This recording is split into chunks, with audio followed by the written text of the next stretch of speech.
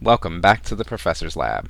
I'm Professor V, and this is round 1 of our League Challenge that happened at Die Hard Games on December 19th, 2024. If you didn't know, Die Hard League happens every Thursday at 6 p.m. Central, featuring casual and tournament play of whatever format everyone wants. League Challenge Thursday, January 9th at 6 p.m. Central at Die Hard Games. Go see more info in this video's description, and check out Pokemon's event locator for premiere and other events at the shop, such as League Challenges, League Cups, pre-releases, and more.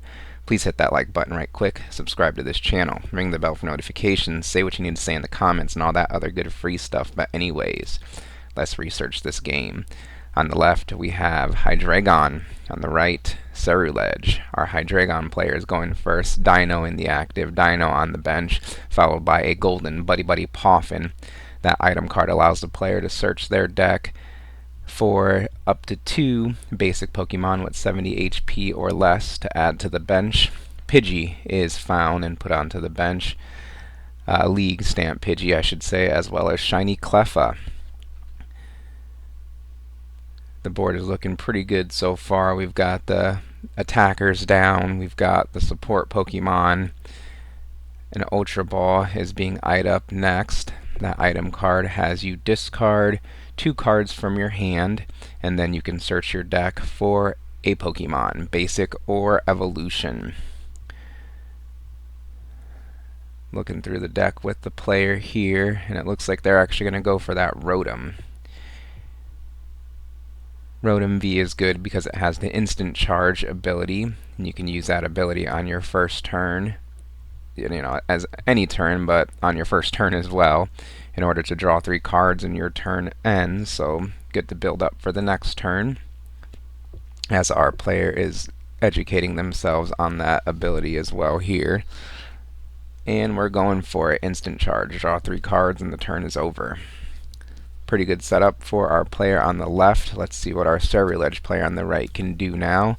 With the Origin Form Palkia V in the active spot, Charcadet on the bench. Squawkabilly EX hits the bench next, followed by double Nest Ball. Nest Ball allows the player to search their deck for a basic Pokemon to put onto the bench, so backup Charcadet and Radiant Greninja are liberated from the deck. They join the party on the bench. We still have a Squawkabilly Squawk and Seize, but anything before that, yes, an Ultra Ball of their own, discarding 2 cards in order to search the deck for a Pokemon. Now there are some evolutions in here, but since we're most likely going to Squawk and Seize this turn, maybe a basic is better to grab, but I guess you do pull that potential one of Palkia V-Star out of the deck, get it into the discard pile, and the Ceruledge deck is known for playing high counts of that Rescue Stretcher, or Night Stretcher, excuse me, item card. I think I'll forever mistakenly call that Rescue Stretcher. As now, Radiant Greninja discards an energy with its Concealed Cards ability to draw 2 more cards. Most importantly, getting that energy card in the discard pile, because that's how this Ceruledge deck and that Pokemon works. Next is the pink card, the A-Spec Brilliant Blender. That allows you to discard 5 cards from your deck. So 5 more energy cards go into the discard pile. A Nest Ball is played next, another Nest Ball. Finding that Victini, newer Victini from Surging Sparks here. With its Victory Cheer ability, attacks used by your Evolution Fire Pokemon do 10 more damage to your opponent's active Pokemon. Stellar Turn 1 our Ceruledge player is having as well, and it's still not over. We've got, let's see, 6 energy cards in the discard pile currently. And it looks like they did not use the Squawk and Seize ability. That's a big potential misstep here on our Ceruledge player's side, because they put that 2-prize low HP Squawkabilly into play without any use, basically. You either don't find the Palkia V-Star off of that Ultra Ball earlier, and find something like that Victini, for example, or you discard it with the Squawkin' Seas, draw 6 more cards, and get it out of the discard later with a recovery card. Let me go back a little bit. Thank you for your patience on this while I do this to make sure I didn't miss anything. Yeah, I think it was just the... Yeah, we had the Ceruledge, or the Squawkabilly, excuse me, bench first. Then we did the Nest Balls.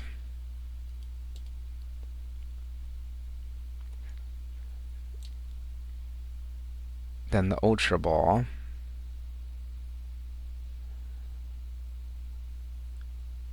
Ultra Ball will find the V-Star here, I believe. Yep. Then I think it was Radiant Greninja finding some fire there. Radiant Greninja, concealed cards, Nest Ball, and Brilliant Blender, and I think that's all we've seen played for the rest of this first turn, right? Brilliant Blender getting all the energy in the discard pile, Nest Ball finding that new Victini here, and then our player just afraid of discarding the V-Star. It just depends on their build. Maybe they don't play a bunch of Night Stretchers also. It also depends on the count of their Palkia. Usually it's a 1-1 line in this deck, but either way, we'll move forward with the video here. Just wanted to make sure I wasn't missing anything in the Professor's Lab today, and play will resume over on the left-hand side, our Hydreigon side. Of course, Hydreigon, once we get there, has 2 powerful attacks, but we have to set up and get to the stage 2 first. So our player is going to play an Ultra Ball here, debating on what to discard from the hand. Remember, 2 cards have to be discarded in order to activate that Ultra Ball.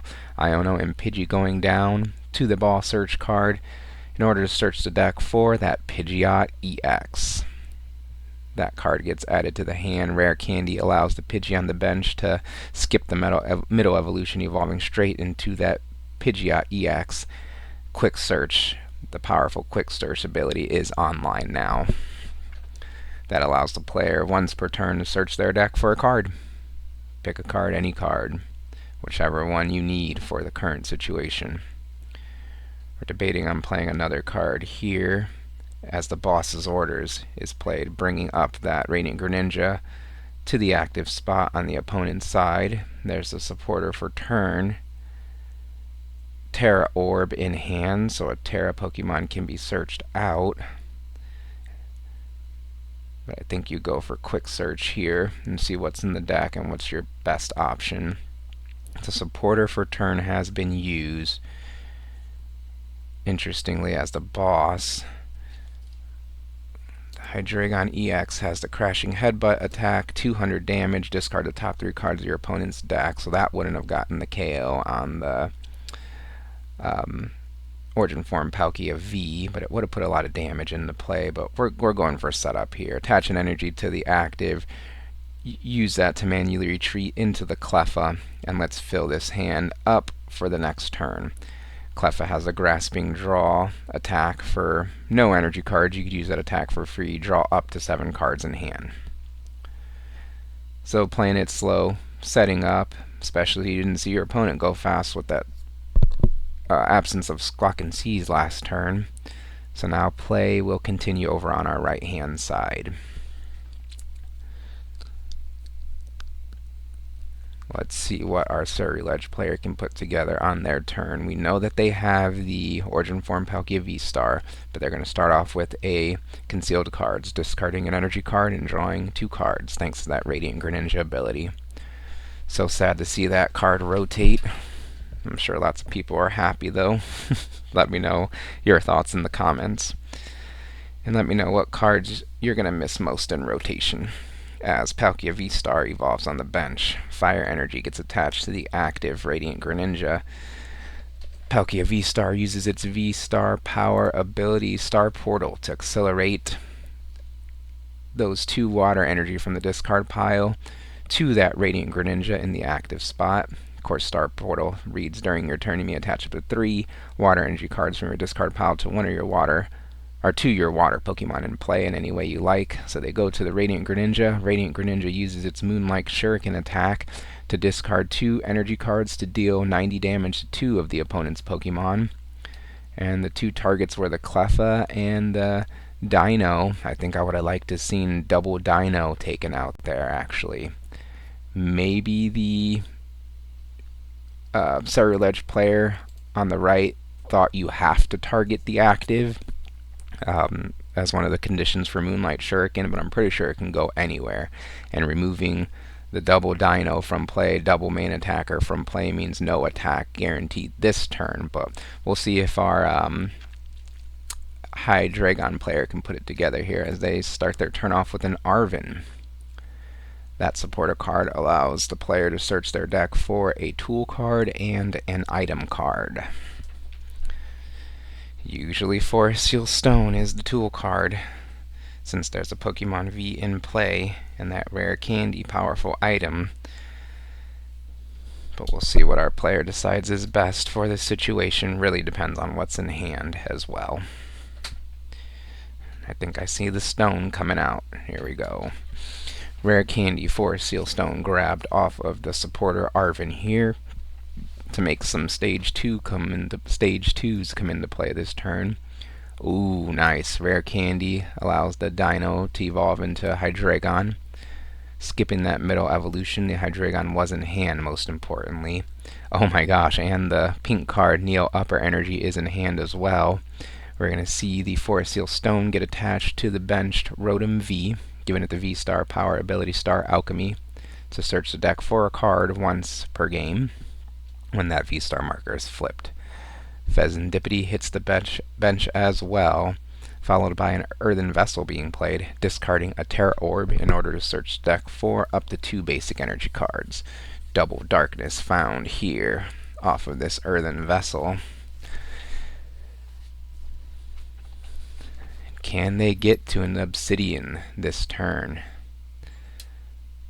The Hydreigon has a second attack, Obsidian, for Psychic, Darkness, Steel, and Colorless 130, and it also deals 130 damage to 2 of your opponent's bench Pokemon. It's pretty much if you get off 2 Obsidian attacks in a game, you win with that powerful Hydreigon EX that is established on the board. Next will be a Buddy Buddy Poffin in order to search the deck for up to 2 basic Pokemon with 70 HP or less to add to the bench. Backup Dino found, and that's all that's needed currently, potentially. Yep, as we see the shuffle here. Now, can they put together this Obsidian? It would require a double Dark Patch, double Darkness in the discard pile, and the Neo Upper Energy. I just don't... there is one Fire Energy in the discard pile that I'm aware of. So next, Fezandipity EX uses its Flip the Script ability to draw 3 cards since the opponent took a KO on their last turn. Now it is Pidgeot EX's Quick Search, searching the deck for any card. Can they find the combo here? If not, a Crashing Headbutt is just fine. Card was selected off of Pidgeot EX. Now we're going in with the Forest Seal Stone. You've got to imagine they've got it with all this search here. I didn't see what 2 cards were selected there, but I imagine we're going to see them in the very near future. As our player consults their discard pile, 1 Darkness in the discard pile currently. Double Dark Patch in hand. I feel like they have to have it. Ultra Ball now, discarding a Darkness Energy and a Nest Ball in order to search the deck for an Hydreigon EX, but more importantly, putting the second Darkness Energy into the discard pile. Dark Patch now accelerates a Darkness Energy to a bench Darkness Pokemon. You know who it's going on, that Hydreigon. Second Dark Patch being played now, accelerating a second Darkness Energy to that benched Hydreigon. And with the Neo Upper Energy in hand, we've got an Obsidian online as it gets attached to that Hydreigon on the bench. Pidgeot free retreats into that Hydreigon. Now, of course, the Neo Upper Energy provides 2 energy of any type as long as it's attached to a stage 2 Pokemon. So we've got the full Obsidian powered up here, 130 to the active and 130 to each of the bench Charcadet. 3 prize cards taken that turn, and is that game over effectively? We'll have to wait and see, as that Squawkabilly flies up into the active spot on the right hand side and play resumes there. What can our Ceruledge player do to respond? All of their baby main attackers are gone. Now they could have did this on their last turn to the Hydreigon player, remember? They could have wiped the Dino off the board, double Dino off the board. But now the opponent was able to get there, establish an attack with that Hydreigon EX, and now they're left with a Squawkabilly in the active. Energy gets attached to it, and then Professor's Research is played to discard the hand and draw 7 fresh new cards. I didn't even get to talk about the Ceruledge EX attack yet. That Ceruledge's EX attack is Abyssal Flames. 30 plus, this attack does 20 more damage for each energy card in the discard pile. So that's why all the energy cards want to get discarded to power up this Ceruledge EX Abyssal Flames attack, as an Earthen Vessel is played to discard another energy, pulling out 2 more basic energy from the deck. Then they both get discarded with an Ultra Ball. Ultra Ball search in the deck for a Pokemon, basic or evolution. And they're debating on grabbing this Ice-Q EX, as they do, and put it into play. We'll talk about the Ice-Q EX if they get there. I currently don't see a way to power it up in one turn. It's probably going to be a Motivate here on this Squawkabilly EX in the active spot. Not exactly where our Ceruledge player wants to be, but they got to do what they got to do. Motivate deals like 2 damage to the opponent's active, and then you can accelerate a couple of basic energy from your discard pile to your bench Pokemon. Double Water going onto that Ice-Q EX as our Hydreigon player starts their turn. Darkness energy gets attached to the bench Dino. Pidgeot EX uses its quick search ability to search the deck for a card. Didn't see that one either. But I don't think they can win this turn at least, as they play Rare Candy to evolve into a second Hydreigon EX on the bench. Slowly power that up and you'll pretty much have checkmate on board.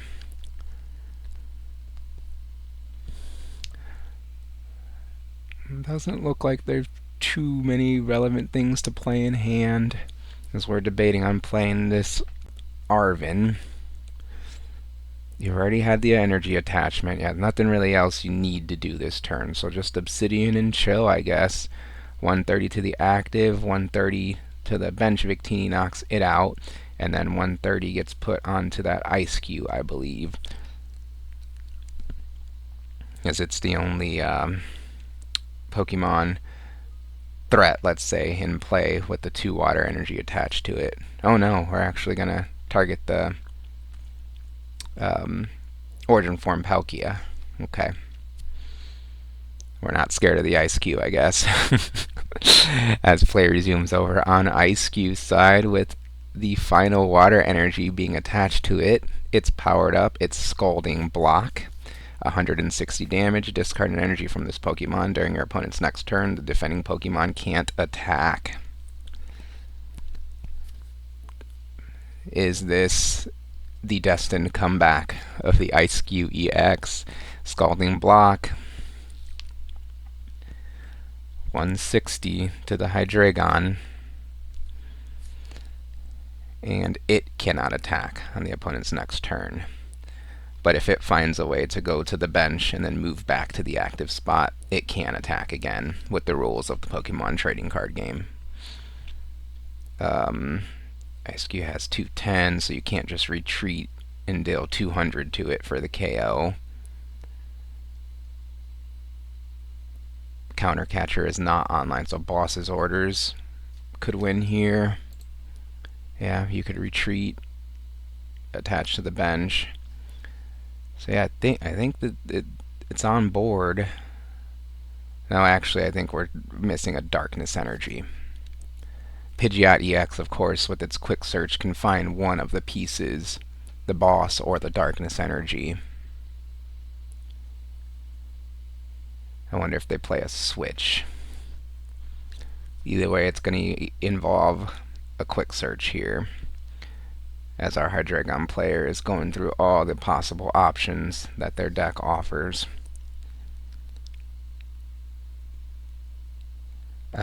Petulant EX is interesting, but I think it's the same deal. We're just missing a darkness energy. Yeah. Alright, so quick search is being used here to search the deck for a card. Just one piece short of taking the win right now.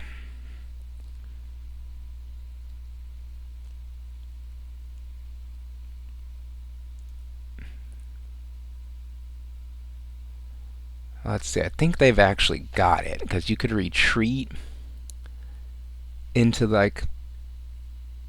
anything, use your dark patch. I think there's a dark, it just depends if there's a dark patch in hand. Dark patch can only accelerate to the bench.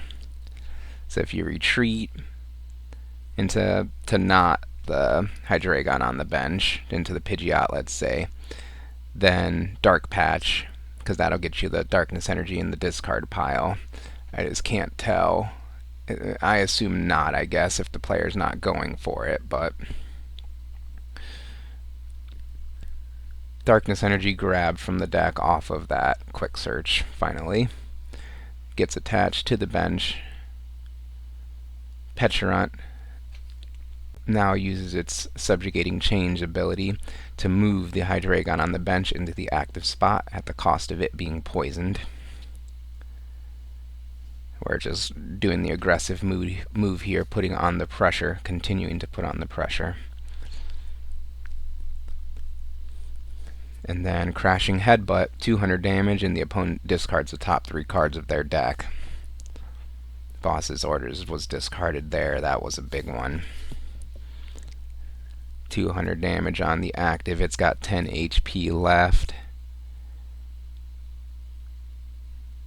And I think this is pretty much checkmate here. As our player on the right draws for their turn, playing a Nest Ball to search the deck for a basic Pokemon to put onto the bench.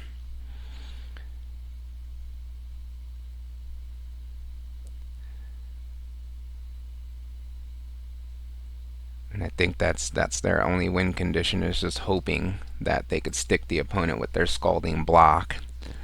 But I think there's enough attackers and enough energy in deck for the opponent to not be affected by the Scalding Block. Remember that Ice-Q EX Scalding Block, 160 discarded energy from that Pokemon. Did they not discard with that last attack? Maybe they did and I missed it.